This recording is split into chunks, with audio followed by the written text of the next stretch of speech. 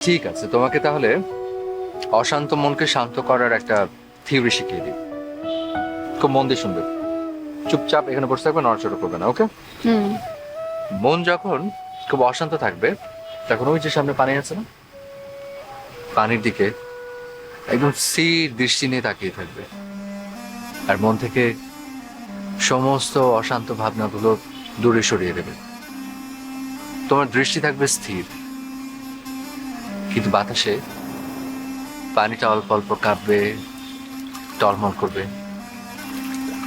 একটা সময় একটা সময় অনুভব করবে তোমার ওই অশান্ত মনটা একদম পানির মতো শীতল আর স্থির হয়ে গেছে।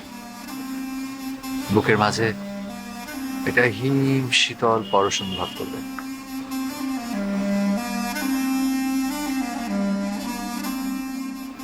তাই? হুম। কিন্তু যদি না হয়? যদি না হয় না, হবে। আর যার মনে কোনো পাপ নেই, যার মন সত্যে ভরা, সে এটার অনুভূতি পাবেই। সো তোমার মনে হয় আমার মনটা সত্যি ভরা? একদম 100% শিওর না, তবে পাপী হলে আমি তোমার পাশে বসে থাকতাম। হুম। এনিওয়েজ, কখনো মন যদি আবার অশান্ত হয়, ট্রাই করে দেখো।